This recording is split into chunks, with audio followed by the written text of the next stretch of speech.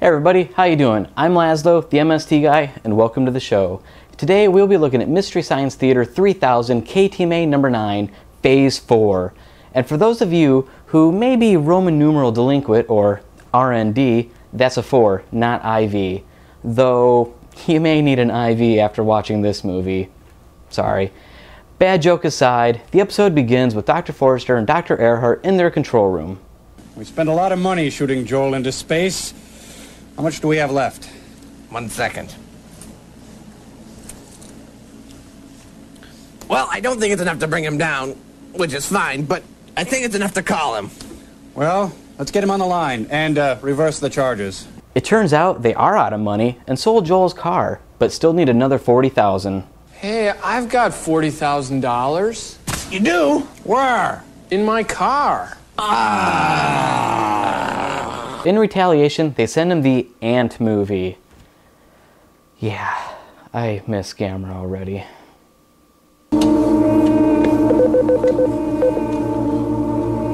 Phase 1. The movie begins with a bland narration explaining on how ants are changing and evolving. All the while we get to see a bunch of ants running around in some tunnels. And this continues for almost 7 minutes. We are finally introduced to the main characters, Lazlow and Hubs.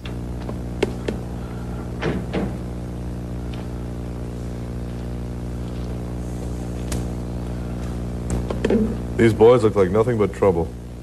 The pair then get back into the car and drive over to a neighboring farm where they try to persuade the owners to leave, but yeah, of course they don't. Oh no, it's Mothra. Phase 2.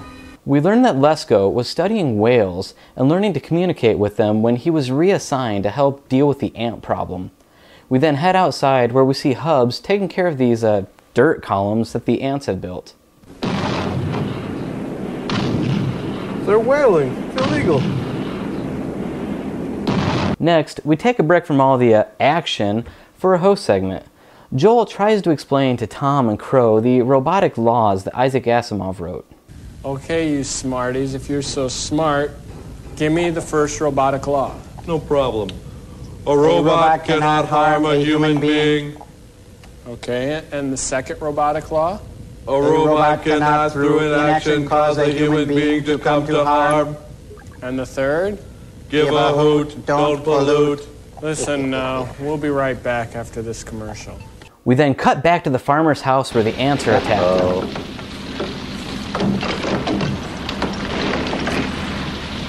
Ants love mortar. Quick, get the raid.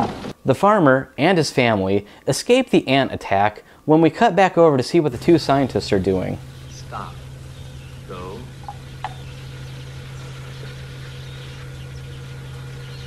Turn.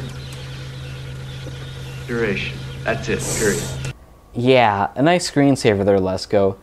Anyway, he's trying to explain that these waves are his way of studying the ants so he can communicate with them. This little science experiment is interrupted when the farmers crash just outside the lab. Not realizing what's happened, Hubs sprays the outside with yellow. Yeah, just yellow. 100% yellow.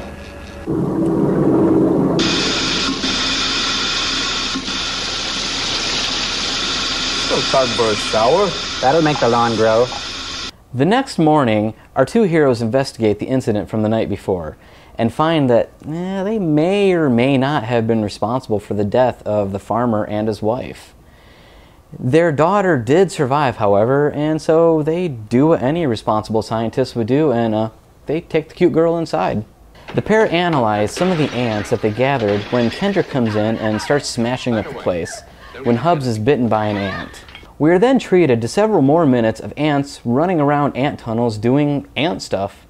Lazlow is back at his terminal trying to decipher the ant language. I think if I keep building up my library of sound words, I might even strike up a conversation with them.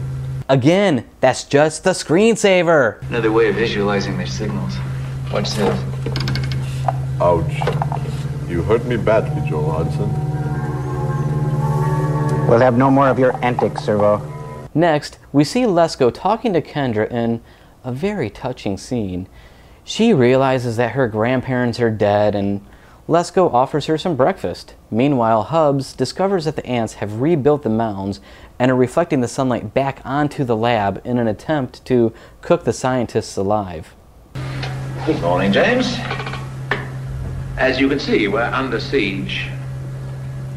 What the hell's that? Well, it's more than reflected sunlight. Our temperature's already up 5 degrees. The ants have now mutated and can live in the yellow poison that the scientists sprayed on them the night before. Quickly, they realize that the ants are more intelligent than they had originally thought when we break for the next host segment. You weren't cool. You're just as fascinated by this challenge as I am.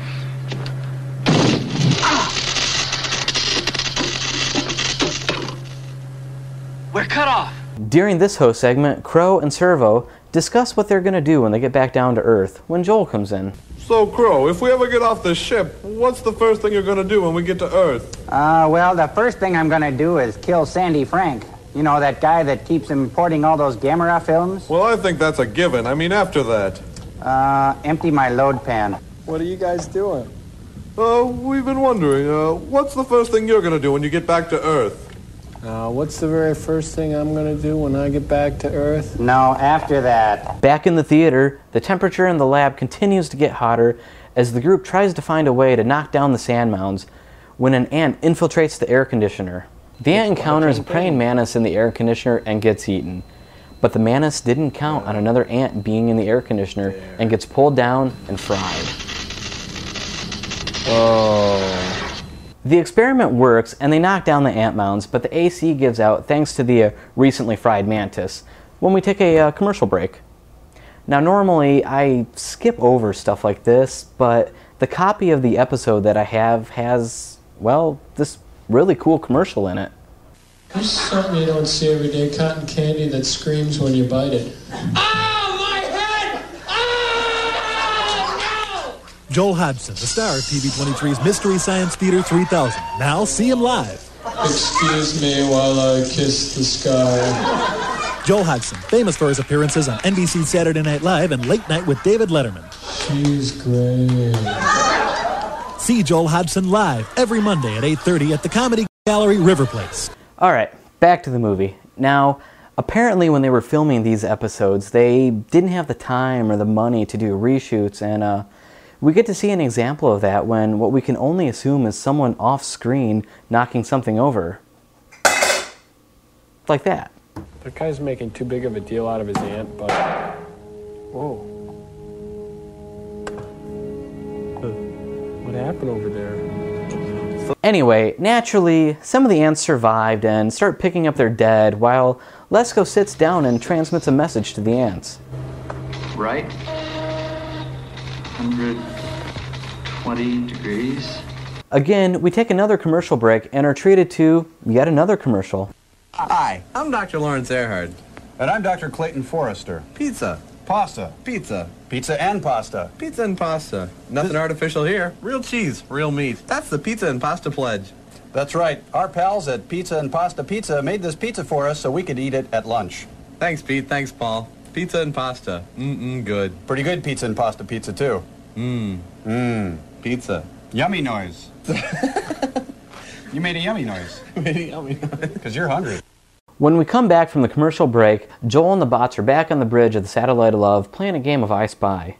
Okay, you ready? Yep, your turn. I spy with my little eye something that starts with the letter... C. Cambot. Too easy. My I turn. was right there. I thought it might trick I you. spy with my little eye something that begins with the letter B.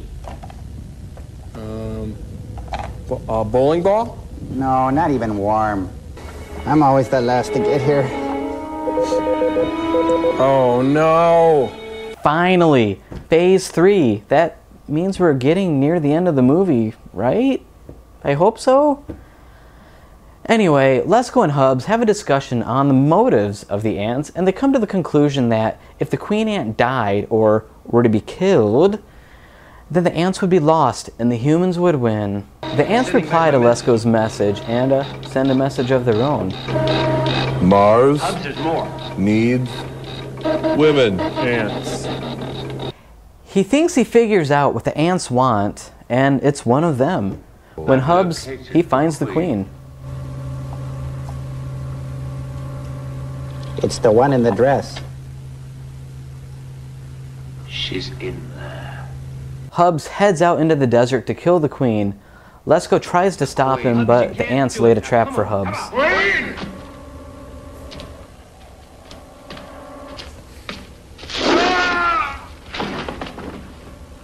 The ants make a quick meal of Hubs, leaving Lesko to figure things out on his own. He decides to suit up and heads out into the desert to take on the queen himself. After walking for a few minutes, he finds the main entrance to the ants' lair and drops on in. That's the place to be, I think. In a twist that I don't even think Shyamalan could have predicted, the girl is already there and rises out of the sand to greet Lesko. He then realizes that the ants' ultimate plan was to capture himself and the girl, so they could... hell, let him explain it. We knew then we were being changed and made part of their world. Which is every human's dream come true. We didn't know for what purpose, but we knew we would be told. How about cluing us in, pal? Kind of a bleak ending, don't you think? Go. That's it. I think it was deep. For the final host segment, Joel mentions that they're creating a fan club, while Crow and Gypsy recite Joel's newly created fourth robotic law. By Joel Asimov Hobson. As read by Crow and Gypsy. Don't be surprised if somewhere, sometime, when you least expect it, someone walks up to you and says, Don't be surprised if somewhere, sometime, when you least expect it, someone walks up to you and says... There we go. Mystery Science Theater 3000, KTMA number 9, Phase 4. Sometime in the mid to late 60s, there was a trend in movie making where it was common for a film to have a dark and sometimes ambiguous ending. This style of movie making continued on through the 70s, which is where we get this movie, shown in today's episode, which also employs this style of movie making. Overall, this movie really isn't that bad. You know, there's some really incredible camera work with the close-up scenes of the ants running around in their ant tunnels, and yeah, the acting really isn't that bad either. The movie was directed by Saul Bass. Never heard of him? Yeah, most people haven't. In fact, he really didn't direct too many movies, but where he really shined was in graphic arts and creating title sequences for movies. Ever heard of Psycho, Vertigo, Alien, Casino, Cape Fear? He did the title design for those movies and over 50 more. Now, one of the problems with the movie that kind of carries over into the episode is that there's some really long stretches in the movie where there isn't any dialogue, and so Joel and the bots don't have anything to riff on.